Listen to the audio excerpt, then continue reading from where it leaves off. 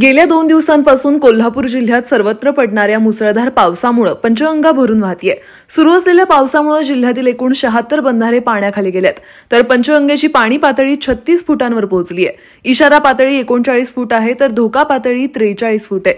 असाच पाऊस सुरू राहिला तर पंचगंगा इशारा पातळी ओलांडण्याची शक्यता आहे। कोल्हापूर शहरासह धरण क्षेत्रात मागील आठवड्यात पावसानं उघडीप दिली होती, मात्र गेल्या 2 दिवसांपासून शहरासह धरण क्षेत्र आणि जिल्ह्यातील सर्वच ठिकाणी पावसाची धुवाधार बॅटिंग सुरू आहे। पडणाऱ्या मुसळधार पावसामुळे पंचगंगा भरून वाहतीये। कोल्हापूर जिल्ह्याला आजपासून पुढील 3 दिवस हवामान खात्याकडून येलो अलर्ट देण्यात आलाय।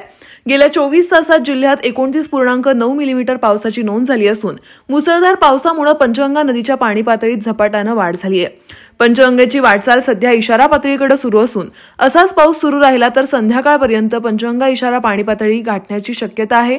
धरण पाणलोट क्षेत्रात मुसळधार पावसामुळे राधानगरी धरण 72% भरलं असून धरणाच्या विद्युत विमोचनातून 1450 क्युसेक पाण्याचा विसर्ग भोगावती नदीपात्रात सुरू आहे।